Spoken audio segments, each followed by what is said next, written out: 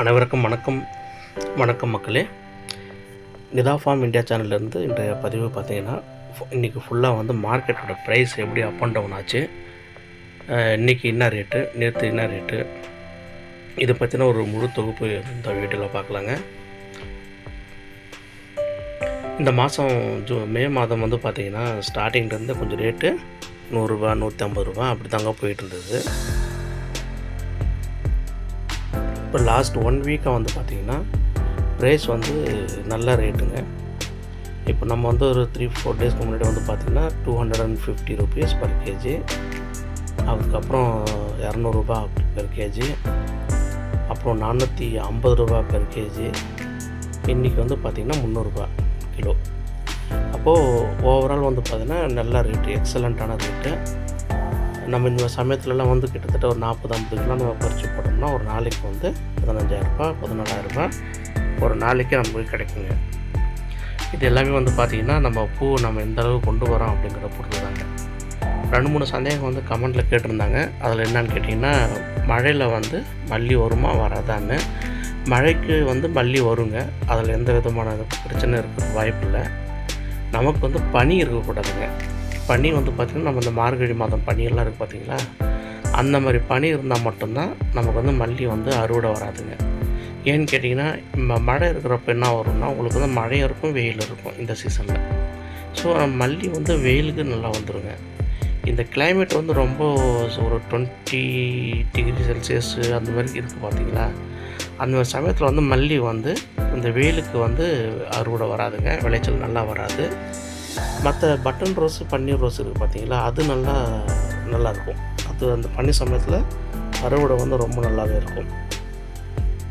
அதனால தான் நம்ம அதுவும் கலந்து நம்ம பயிர் பண்ணும்போது ஏதாவது ஒன்று வந்து நம்ம கை கொடுக்கும். மல்லி வந்து 4 மாதம் அறுவடை இருக்காதுன்னு சொல்லிட்டு ஒரு நண்பர் ஒருத்தர் மெசேஜ் பண்ணியிருந்தாங்க.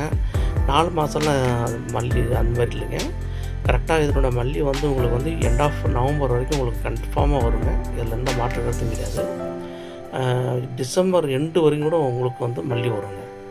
அது எப்படி வரும்னு கேட்டிங்கன்னா, ஒரு 100 கிலோ வர 50 கிலோ 100 கிலோ வர இடத்துல 4 கிலோ 2 கிலோ வரும். ஸோ உங்களுக்கு ரேட்டும் அதுக்கேற்ற மாதிரி 2,500 ரூபா 3,000 ரூபா ரேட்டு இருக்குங்க. ஸோ எப்படி இருந்தாலும் நீங்கள் வந்து ஒரு 10 கிலோ நீங்கள் வந்து ஒரு 10 கிலோ 50 கிலோ நீங்கள் பறித்து போடுறீங்க அப்படின்னா ஒரு 300 ரூபா ரேட்டு போகுதுன்னு வச்சுங்களேன் பேச்சுக்கு, ஒரு 15,000 ரூபா போகுது 50 கிலோ போடும்போது. இதே நீங்கள் வந்து மழை காலத்தில் பனி காலத்தில் வந்து நீங்கள் வந்து ஒரு 5 கிலோ இல்லை ஒரு 6 கிலோ உங்களுக்கு மல்லி வந்தாலே போதும்.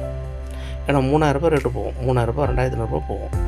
ஸோ ஈவன் நீங்கள் வந்து ஒரு 3,000 ரூபா ரேட்டு போய் ஒரு 6 கிலோ கிடச்ச கூட 18,000 ரூபா உங்களுக்கு மல்லியில் வந்து லாபம் கிடைச்சிடும். ஸோ எந்த ரூபத்தில் பார்த்தாலும் மல்லியில் வந்து நல்ல லாபம் இருக்குது.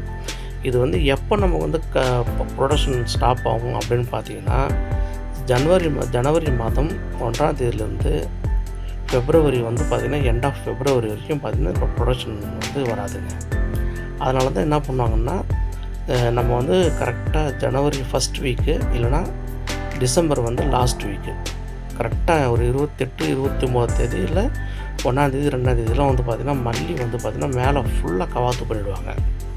சில பேர் வந்து அடியிலேருந்து ஒரு அரை அடி விட்டு கட் பண்ணுறாங்க.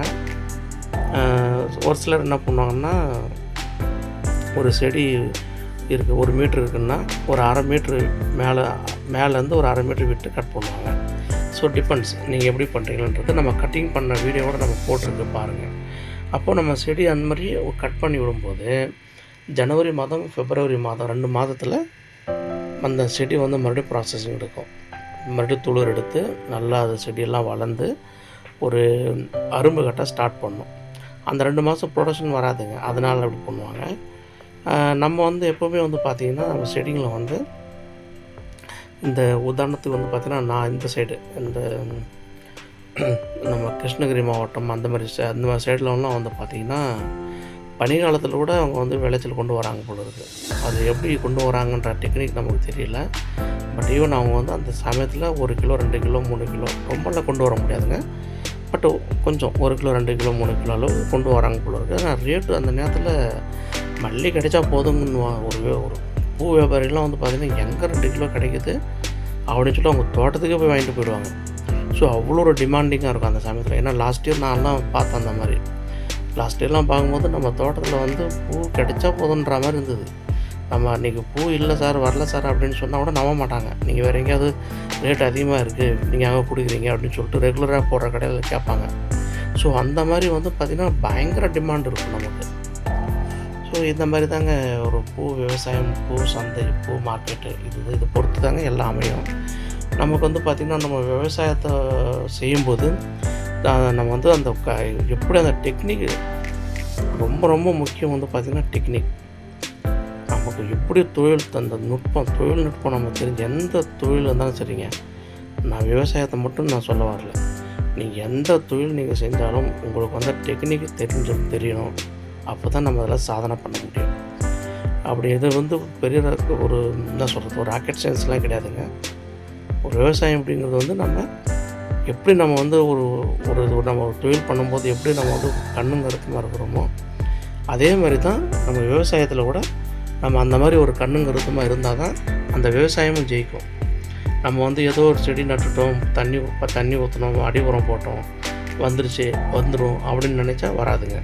நான் இந்த போன பதிவு, அதுக்கு முந்தின பதிவு நிறையா வீடியோக்கள், கிட்டத்தட்ட 82 வீடியோக்களில் நான் மல்லி எத்தனை செடி நடணும், எப்படி கவாத்து பண்ணணும், ஒரு குழிக்கு எத்தனை செடி, எப்படி மல்லிக்கு அடி உரம் வைக்கணும், மேலே எப்படி வந்து தெளிப்பு பண்ணோம், ஸ்ப்ரே பண்ணோம், அது கூட பயோ என்ன கலக்கணும், எல்லா டெக்னிக்கும் நான் உங்கள்கிட்ட ஷேர் பண்ணியிருக்கேன். நம்ம வீடியோ பாருங்கள்.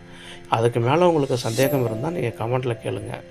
நான் வந்து இன்னும் ஒன் ஆர் மந்த்தில் ஒரு மாதத்துக்குள்ளே நான் நம்ம சேனலுக்காகவே வந்து செப்பரேட்டாக ஒரு மொபைல் நம்பர் வாங்கி, நான் வந்து கத்தாரில் இருக்கேங்க. அதனால் இந்தியாவுக்கு இந்த வெக்கேஷன் போகும்போது ஒரு மொபைல் நம்பர் வாங்கி உங்களுக்காகவே வந்து அந்த சேனலில் ஒரு வாட்ஸ்அப் ஒன்று க்ரியேட் பண்ணி வைக்கிறேங்க.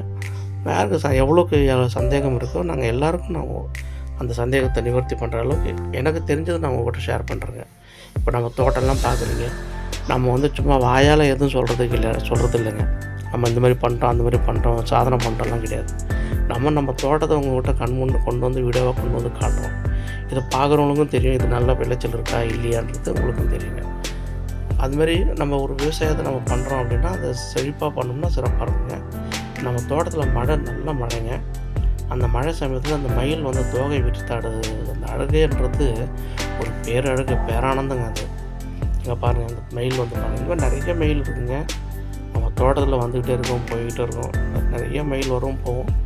அப்போது ஒரு மயில் வந்து தோகை விரித்து அது வந்து அதற்கான ஒரு உணவு எடுத்துக்கிட்டு இருக்கு.